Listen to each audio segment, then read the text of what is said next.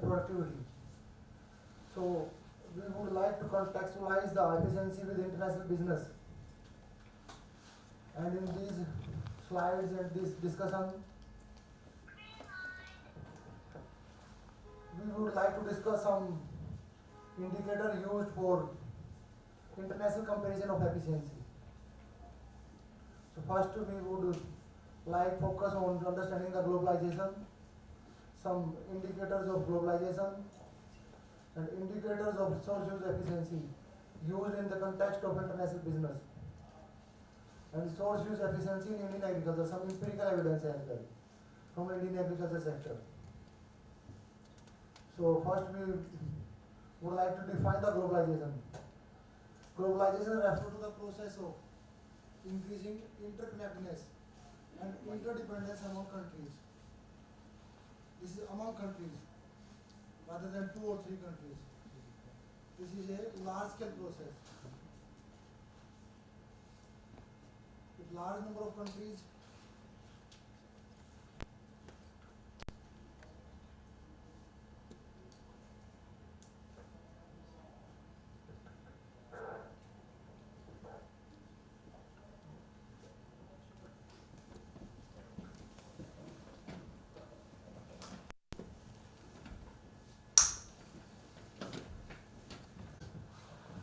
so globalization refers to the process of increasing interconnectedness and interdependence among countries, driven by the exchange of goods, services, information, technology, and cultural values across borders.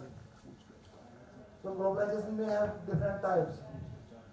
And for students of business, one common type is economic globalization. And we have some indicators of economic globalization. And one of them, most important, is trade. In context of trade, expansion of international trade, facilitated by reduced tariffs, trade agreements, and advanced transportation system, indicates the process of globalization. For example, for increasing the international business, we can reduce the export and import duties. That is to reduce the tariffs. Trade agreements, one of the most suitable example for global trade agreements is World Trade Organization, with 166 member countries. And these countries are accounting for 98% of the world trade. So, WTO governs the large part of the global business. So this is an indication of increasing globalization. Another aspect may be investment. Investment may be in the form of the FDI. Increase in foreign direct investment and multinational corporations establishing operations in multiple countries is an indicator of the globalization. If FDI is increasing and there are a large number of multinational corporations which have operations in more than one country, then this is also an indicator of the globalization. Labor market, movement of labor across borders, outsourcing, offshoring of jobs may also be used to measure the globalization.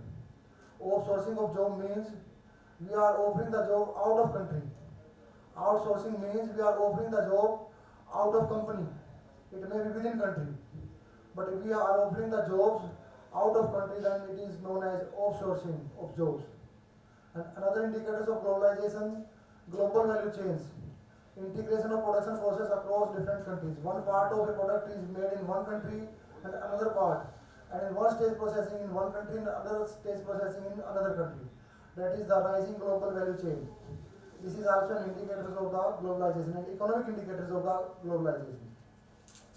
Another type of globalization is in the form of technological globalization. And technological globalization may have different aspects. For example, digital connectivity. Internet and communication technology connect people globally. For example, through WhatsApp we can call with the people anywhere across the globe. And it may be free of cost through WhatsApp and internet call. So we are digitally connected across the globe. So this is also an indicator of the technological globalization. Enabling instant sharing of information. We use LinkedIn, we use Facebook and other social media platforms from where we can get the information across the globe.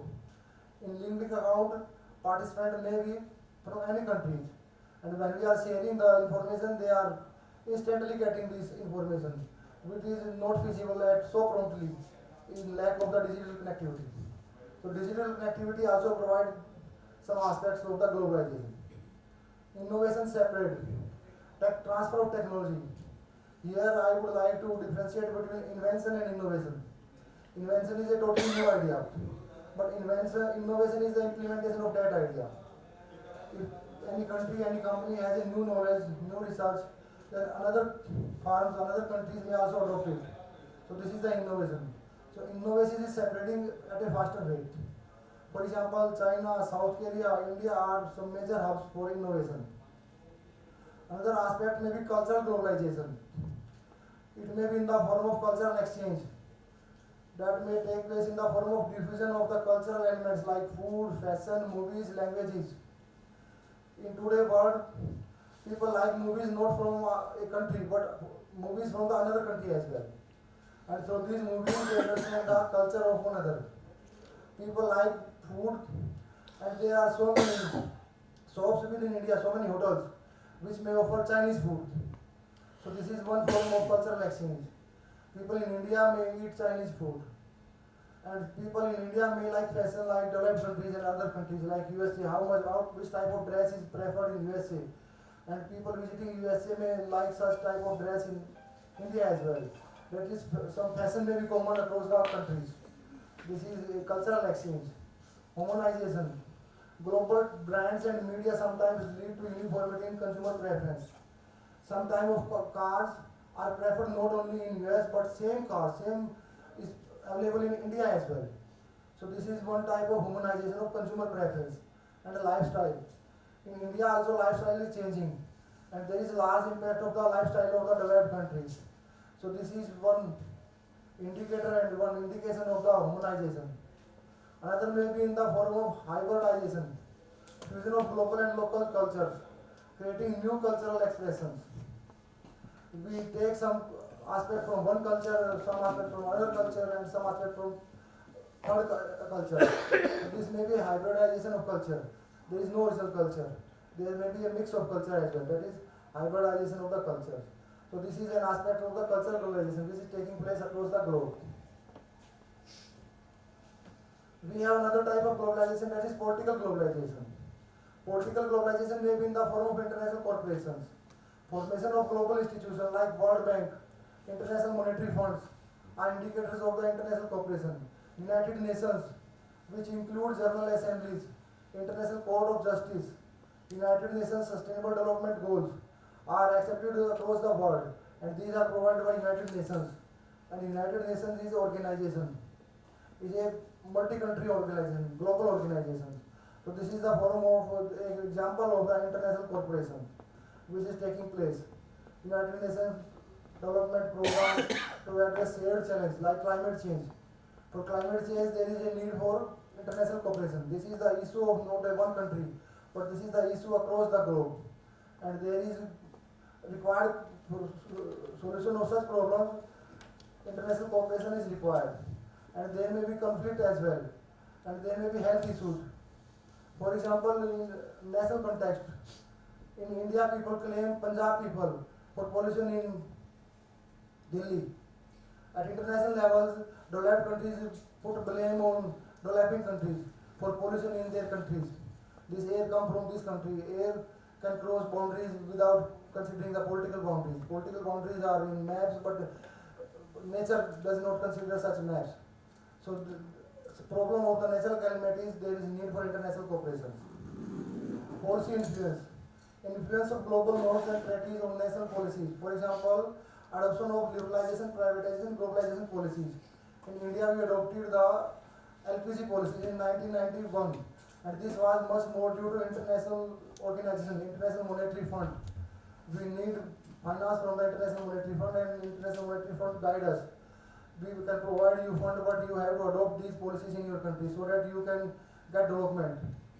Your current policies, as per IMF observation, was not suitable.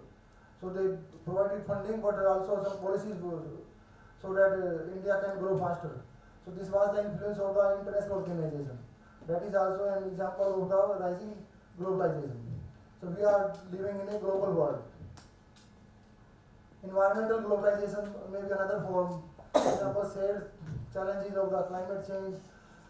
There are so many treaties on climate change, and there is quantification also that you should reduce your pollution at that level, and you should adopt such type of technology for production process, technology that have low pollution. It may be required a higher finance. So there is a concept of climate finance as well. But this is also an indicator of environmental globalization. Global agreements, protocol and treaties like Paris Agreement aim to mitigate the environmental issues across the world, not for one country or two countries. So these are some types of globalizations in the world in which we are living.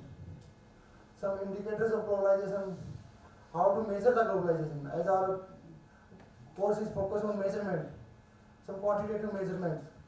So we may have some quantitative aspects for measuring the globalization. And most common is trade as percentage of gross domestic product.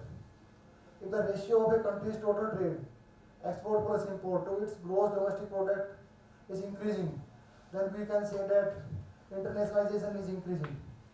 And if it is increasing for a large number of countries, then we can say that globalization is increasing. So trade as percentage of GDP may be used as indicator of the openness, whether a country is closed or openness. So another aspect may be trade volumes growth rate. In first aspect, we have considered the trade as in the context of gross domestic product. In second aspect, measures changes in the quantity of goods and services exchanged internationally, irrespective of the gross domestic product. If the growth in export and import is increasing, it may be slower than the GDP, but it is still increasing. If it is growing faster than the GDP, then trade as percentage of GDP will increase. But trade as percentage of GDP is not increasing, it never means that trade growth rate is not increasing. It may be due to faster growth in the GDP. So this aspect considered is effective of the GDP, growth rate of goods and services traded internationally. So this is another aspect, another measure for measuring the globalization. Export and import diversity. Variety and complexities of traded goods services indicate economic integration and competitiveness. Tariff and non-tariff barriers. Tariff may be in the form of export tax, import duty. Non-tariff may be in the form of requirement of licensing. And there may be quantitative restriction on export and import. That you can import this quantity, this goods in this amount, and you can export this commodity and in this amount and at this price. This may be in the form of non-tariff barriers. Barriers, import and import duty, 10% duty, 15% duty, that is a tariff barriers. But barriers may be in the form of non-tariff barriers. For example, requirement of the licensing.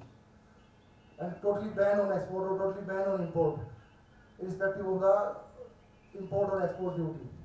So these are the, if countries are reducing the tariffs, if countries are reducing the non-tariff barriers, and WTO's focus is on reducing tariffs and non-tariff barriers. First focus is on converting non-tariff barriers on tariffs and then reducing the tariffs. So this is an indicator of the globalization, rising globalization. And World Trade Organization as a global institution is promoting this such type of globalization. So we are living in a global world. Some other indicators: foreign direct investment, inflows and outflows. The amount of foreign direct investment coming into or going out of a country. If there is a rising trend in FDI inflow or FDI outflow, then this is a quantitative measures of the measuring the globalization. And FDI inflow and outflow at global level will be same. For one country it is inflow, for another country it is outflow. So for international level, global level, if these trends are increasing, then we can say that globalization is increasing. FDI stock as percentage of GDP. This is another aspect of measuring the globalization in terms of the foreign direct investment. Indicates the extent of integration into the global investment flows. Multinational corporation presence.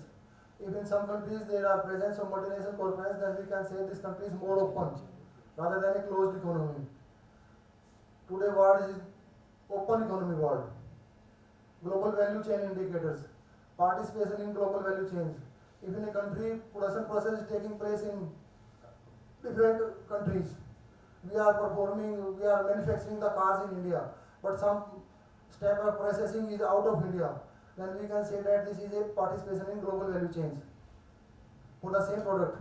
Its final production shape take the one stage at one country, another stage in another country, and third stage in third country, and for final stage it may become back to the original country. That is the global value chain indicators. Intermediate goods trade, exchange of semi-finished products across borders reflect the interconnectedness nature of the economies. These are some measures for some quantitative measures for measuring the globalization. Capital flow indicator, portfolio investment. Earlier we have discussed the FDI. This is another form of the foreign investment, that is portfolio investment. Cross-border flows of financial assets like stock and bonds. If stock are for Indian company and purchaser and buyer are from the another country, then this is a portfolio investment. If they are directly investing, they are taking decision regarding what to produce and how to produce, and there is their own company, then it is FDI. If they are purchasing shares and stocks and bonds from Indian companies, that is portfolio investment. Remittances. Many people send by migrants to their home countries. For example, in Punjab, many people are shifted across the world and they send some savings to the Punjab back to their original countries. This is known as remittances. What they have earned, they have sent back to their original countries. So if remittances are increasing, it means more and more people are going outside from that particular area, from that countries. So this is also an indicator of the globalization. Rather than working within countries, people are working across the globe. International reserves. If a country is holding more foreign currencies, then it is also an indicator of the rising international integrations, international trade and investment. For example, RBI has some fixed ratio to keep the international reserves. If international reserves are increasing, then we can say that in many countries, globalization is a concept not for one or two countries. It is at a global level. If large scale, countries are keeping international reserves and increasing trend in international reserves, then we can say this is an indication of the globalization. And same type of indicator may be labor market indicators, migration flows.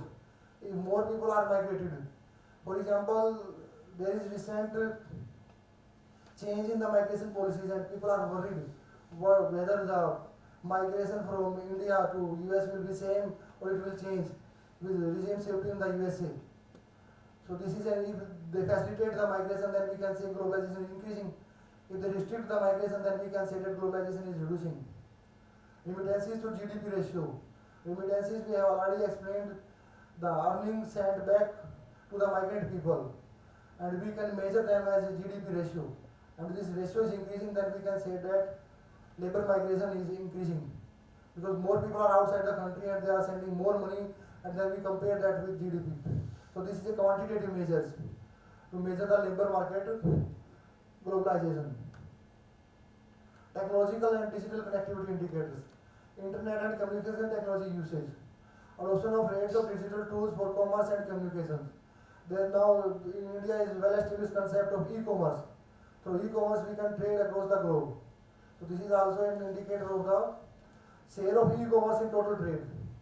Share of international trades. Technological transfer, acquisition and deployment of foreign technology in local industries is also an indicator of the globalization. If local industries there is foreign technologies are available, then we can say that technological globalization is taking place. That is the technological transfer. Global institutions and integration indicators.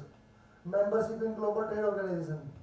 If membership in international organizations like International Monetary Fund, like World Trade Organization is increasing, and more regional trade agreements are taking place, then we can say that integration among countries is rising. So this is also an indicator of the globalization. For example, now membership in World Trade Organization is 166. This is a large number, and in next year it may be 168, 170. Then we can say the number of countries joining the international organization are rising. So by this way we can quantify the globalization. Adherence to international standards, compliance with global norms in trade, labor, environmental practices. If we are following the international norms in labor, quality standards for labor, the environment in which they are working. If they are working in AC rooms, if they are working with fresh air at least, then we can say that we are following the international standards. So these are another indicator of the rising globalization. Exchange rate, financial market indicators. If exchange rate in one country is affected by change in exchange rate in another country, then we can say that there is interconnection between the countries. Foreign exchange market turnover reflect the level of international financial transaction. Composite indicator, these indicators were single indicator which we have discussed till now. There are many composite indicators as well. For example, KOF, Global Index. It combines several indicators to measure overall globalization levels, including economic, social, and political dimensions. For economic indicators, economic globalization, there are so many indicators. For social globalization, for political dimensions, but KOF includes many dimensions and then indicates a overall picture which include economic globalization, political globalization, social globalization. Another form of example of rising international organization is Organization for Economic Cooperation and Development. Organization OECD itself an example of the integration among the member nations. So this is also an indicator of the interconnectivity between the countries. Trend is an indicator of globalization. Trade as a percentage of GDP. According to the World Bank database, the trade to GDP ratio increased from 25% in 1970 to 61 in 2008. So this ratio is increasing. There is rising trend. So based on this ratio, we can say that trade as percentage of GDP is rising. So there is economic globalization. This is for the world as a whole. This ratio. It stagnated during the post-2008 due to financial crisis and COVID-19 periods at 52% level. So due to COVID-19 period, international transaction reduced, and in financial crisis also international transaction reduced. However, it has recovered recently, particularly in emerging economies, reaching to 63%. This is a global ratio. For some countries it may increase, for some countries it may decrease. But when we check the overall, then faster growth is toward emerging economies. So it has again reached up to the 63%. So this indicator indicates that there is rising trend in the globalization. FDI flows shifted toward technology sectors and renewable energies. FDI is rising, and in which sector? It may be better and much more focus on technological sector and renewable energy sectors. FDI more coming in such sectors. Digital connectivity, rapid growth in cross-border data sharing and digital platforms. Environmental concerns focus is across the globe, and there are so many global treaties and agreements in which ministers and government across the globe and at large scale participates. So this is more and more meetings and more and address of more regulations are indicators of the rising interconnectedness and interdependence among the countries. So one important question in this the era of globalization, and we customer sitting in a country, for example, sitting in Rohtak, has option to purchase goods online. We check first in the market, and then we check then at Google, and then if rate at the Google is lower, then we prefer online. And online may be from another country as well.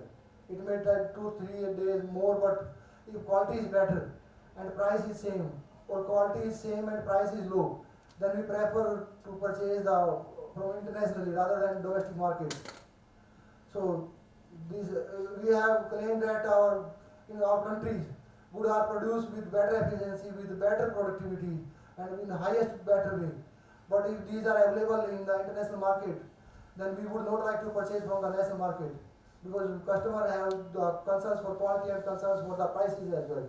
They decide based on their personal benefit rather than conditions of the domestic industry. So the important aspect is the resource use efficiency. Resource use efficiency is a critical concept in evaluating the performance of production systems, and this connects the production system with the international markets. It assesses how effectively inputs like land, water, energy, labor, and other resources are utilized to achieve maximum output with minimal waste. So this is our resource use efficiency, and the meaning of efficiency is same as explained by Sir. But this is an international context. Comparison is within countries rather than from of the same countries or from of the same areas. And instead of cost, we compare price as well. High resource use efficiency indicates sustainable and economically viable production practices, which is essential for addressing global challenges like resource scarcity, environmental degradation, and climate change. For this resource use efficiency, we can claim that a country have high advantage in producing a good. That country should focus on producing that goods, and for another type of good in which they have less comparative advantage. They have less such type of natural resources, so they can import rather than focusing on production of that commodities. That is the actual concerns of the resource use efficiency indicator. We have some standard measures for international comparison of resource use efficiency, and most simplest among them is the nominal protection coefficient. Another may be effective protection coefficient. Third one is effective subsidy coefficient. Fourth one is domestic resource cost ratio. And finally, we may also use the export performance ratio. And we select the indicator based on availability of data. This indicator requires different types of data. So which type of data is available, based on that we can select such type of the indicators. So most simple is the national nominal protection coefficient. Nominal protection coefficient is an economic measure to assess the level of protection provided to a specific sector or a commodity by a country's trade policies. It compares domestic prices with international prices for the same commodity. NPC is the ratio of domestic to world reference prices of the commodity under consideration. NPC help in measuring divergence of domestic prices from the world reference prices. We take the ratio of domestic prices to the world reference prices. In our measures, NPC is the nominal protection coefficient. I is the commodity for ith commodity, and P is price. D for domestic price. PD is domestic price, and PW is the world reference prices. And we take the ratio of the domestic price to the world reference prices. If domestic prices are higher than the world reference prices, the prices at which we can import. In Rohtak, we have the option to purchase from the local market as well as to purchase from the international market, because we can purchase online. So in online, we don't consider from where this good comes. We need the better quality goods and at the appropriate prices.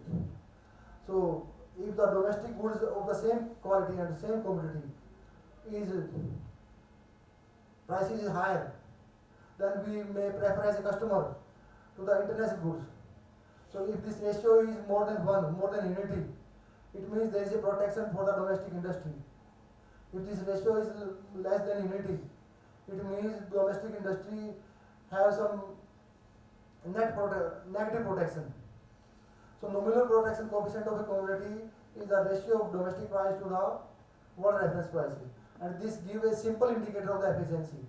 If our domestic industry is efficient, much more efficient, then prices may be low, and the prices may indicate also an indication of how which quality we have produced and at which prices. And there is simple calculation for the nominal protection coefficient. For example, domestic price of steel is $300 per ton, and international prices of steel may be, this is a hypothetical example, $250 per ton. Then NPC would be 300 divided by 250, and this ratio of NPC is 1.2, and this is greater than 1. It indicates that domestic steel industry is not competitive, and it may be indirectly we can say it is not so much efficient.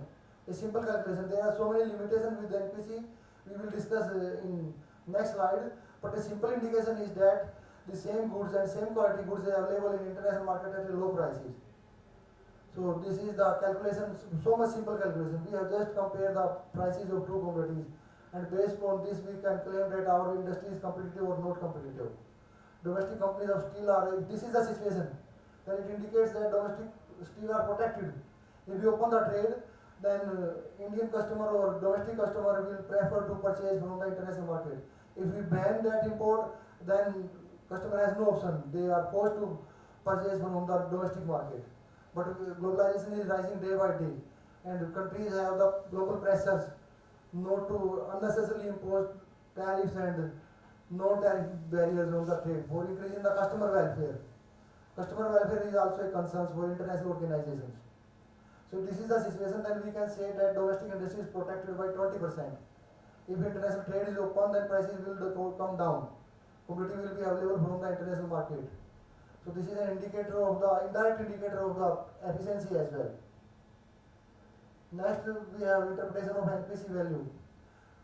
If NPC is greater than 1, implies that resources are being diverted to produce commodities domestically that could be imported more cheaply, signaling inefficient resource use because we can import at low price. If NPC is less than 1, less than unity, suggests that domestic producers are undercompensated compared to the international prices. Undercompensated, not compensated, which may deter investment and lead to suboptimal resource use in the long term. It means that we have pressed the domestic industry, and industrialists would not like to work in that area in long run because there may be ban on export. Price is higher in international market, but ban is export, then we cannot export those goods and we cannot enjoy the higher prices available in the international market. Producers are interested in higher prices, consumer is interested in lower prices, and the international market price is higher, then trade is free, then producer may like to export rather than to sell in the domestic market. So this is also an indicator of the resource use efficiency. If NPC is equal to 1, it reflects the efficient allocation of resources, where domestic production aligns with comparative advantage. So this is some relevance of the nominal protection coefficient for the efficiency in the context of international business. Another aspect may be effective protection coefficient. The effective protection coefficient is the ratio of the value addition of commodity at domestic prices to the value addition at the international prices.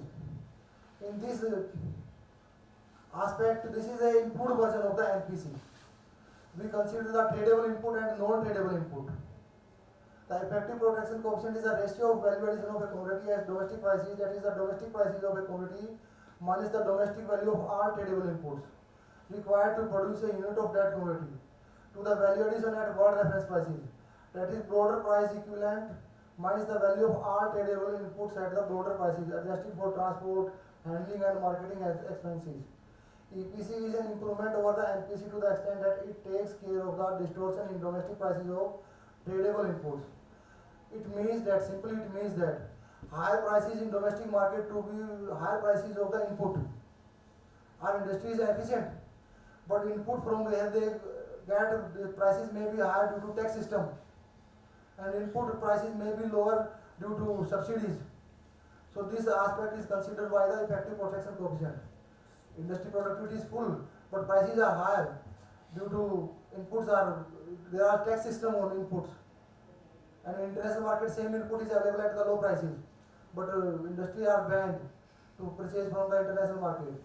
So by considering such things that at what prices tradable input is available in the international market and what prices tradable input is available in the domestic market, then we create the NPC, because the NPC ratio may be affected by the prices of the distortion in tradable input markets. So this is the ratio of the effective protection coefficient evaluated at domestic prices and evaluated at the world reference prices. So this is an improvement over NPC, and in this we consider the tradable input only. There may be another improved version that may be we have the similar type of interpretations as we have discussed in case of the NPC. EPC also gives the same reflection, whether EPC is greater than 1, EPC is equal to 1, or EPC is less than 1. But this is the improved version of NPC.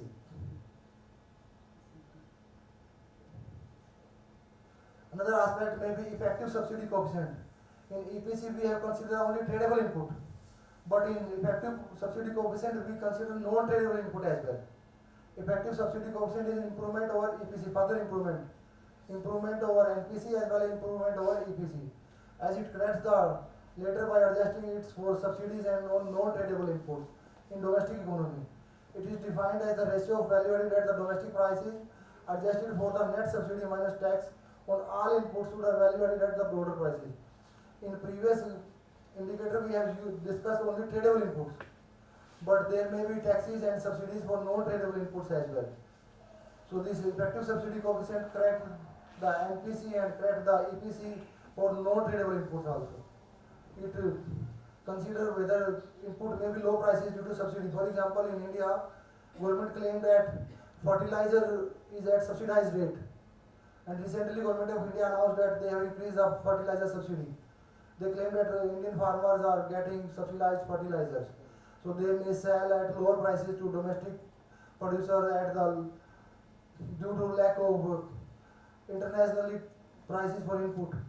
They claim that international prices of fertilizer are higher, but reality may be something different. But this type of claim are made in the domestic country in India latest. So when we compare the prices, we take for effective subsidy coefficient, we take consideration for subsidy as well as tax. Some input may be high, price may be higher for tax due to tax as well. So these affect the overall prices. So comparison of prices, we consider both in effective subsidy coefficient, we consider both tradable input as well as non-tradable input. In NPC, we consider only the prices of the commodity rather than input. In effective protection coefficient, we consider the input prices for tradable goods. But in effective subsidy coefficient, we consider the input prices both for tradable input as well as non-tradable input. So this its value may be greater than 1, less than 1, and is equal to 1. And this has a similar interpretation as the NPC and EPC. Another important aspect is the domestic resource cost. Domestic resource cost is the most widely used and comprehensive measure of the resource use efficiency in an economy. It determines the true resource cost to the economy and represents the opportunity cost of the factors of production. It is defined as the value of factor of production needed to earn a unit of foreign exchange for export of the commodity under consideration. Alternatively, DRC is the ratio of the cost of domestic non-tradable resources to the net foreign exchange earnings. For example, we earn 1 rupees through export. We earn 1 rupees through export. We earn $1 through export. To earn that $1, how much we have spent? If we have spent more than $1, then we have not competitive advantage. If to earn the $1 we have spent less than $1, then it means we have used our resources efficiently. If same is for the production regarding import. If we have used in production more than $1, then we should import that commodity rather than produce that commodity domestically. So, and in this, for we use the shadow prices rather than the market prices. Shadow prices are the actual prices, and we can say shadow prices are the prices for the perfect competitive markets. In perfect competitive markets, we assume that there is no taxation and no subsidies.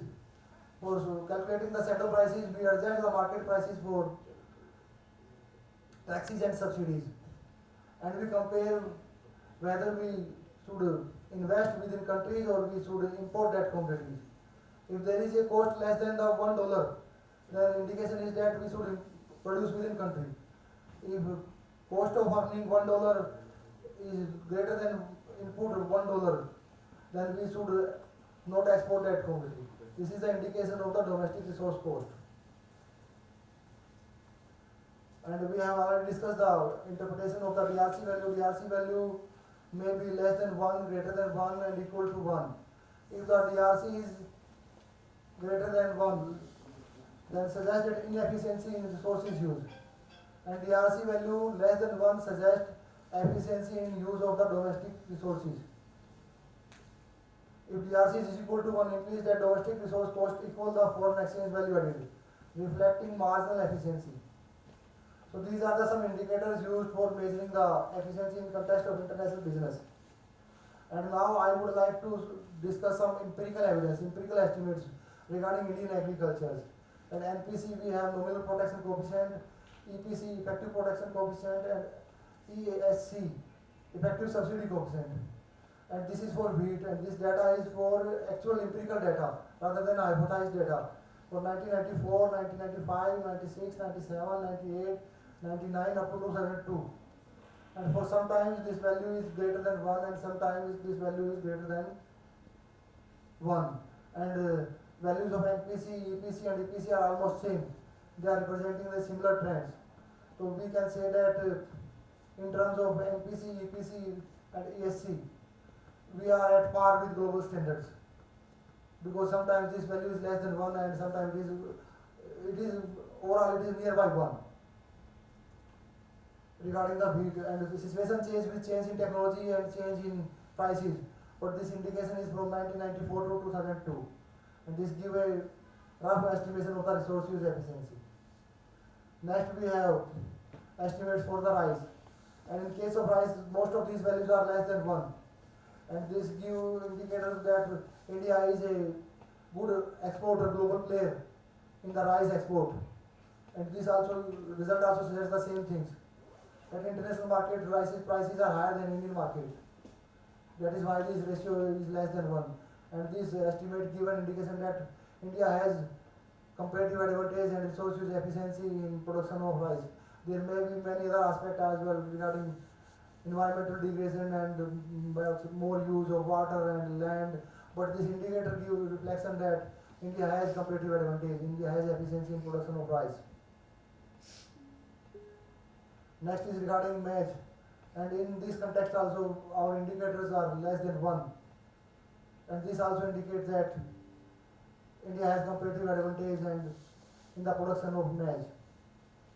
Another we have regarding the gram, and this value is throughout our reference period, this is less than 1. So we can claim that India has comparative advantage in production of the gram, and India has competitiveness, as well as we can say that production of gram is the best use of resources. We can shift the resources from the production of other commodity towards the production of more gram, because in case of gram these values are much lower than unity.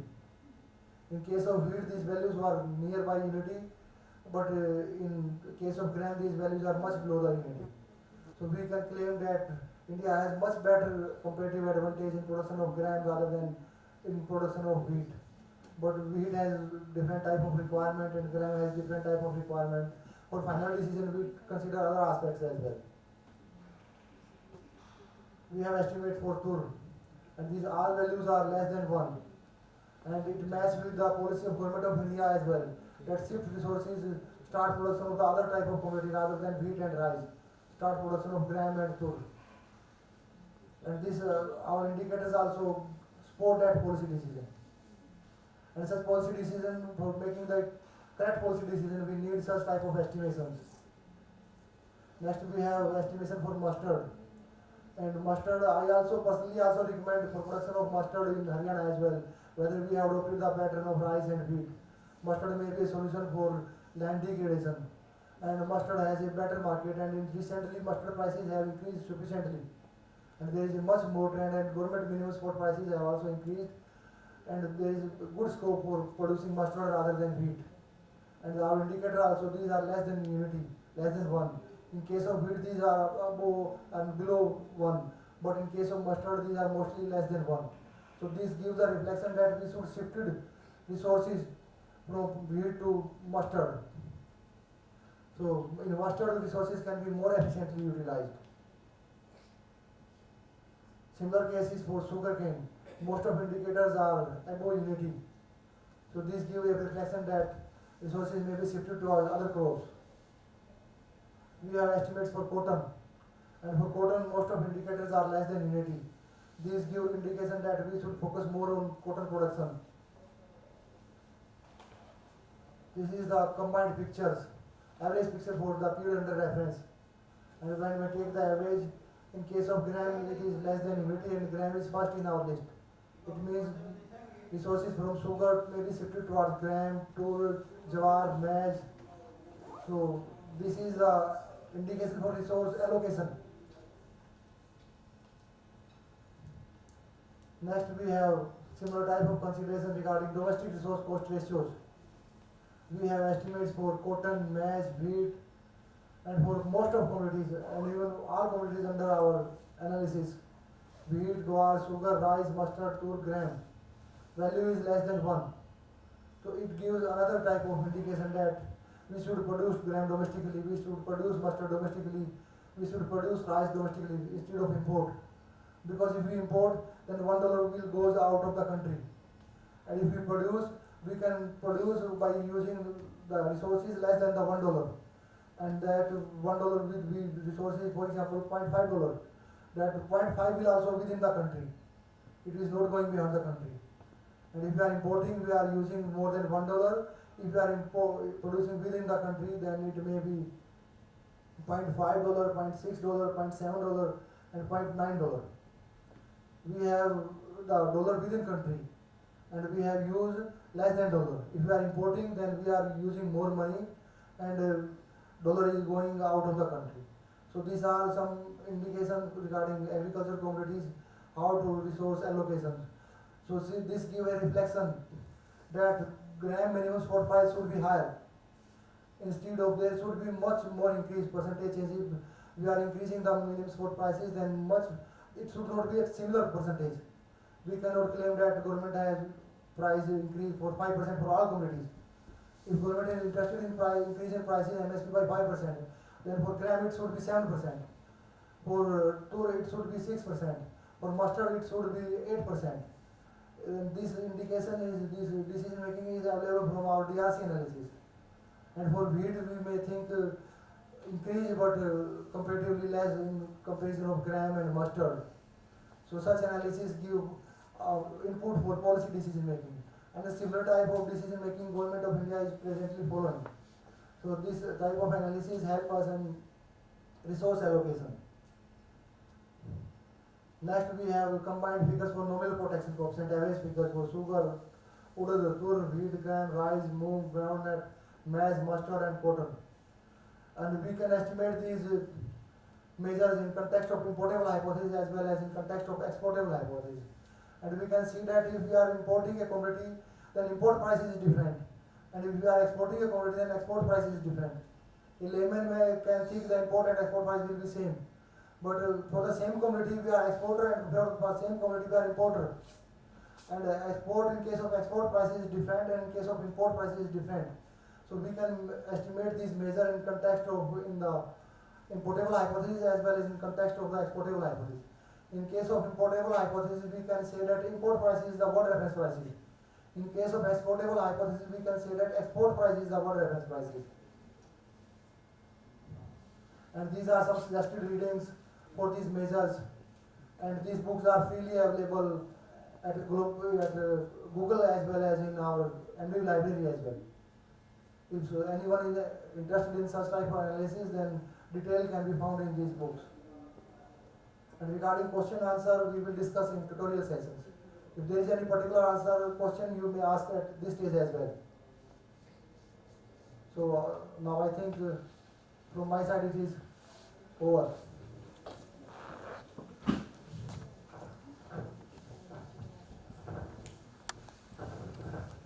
Also, we will begin the lectures from 9:30 a.m. So you all are requested to come on time.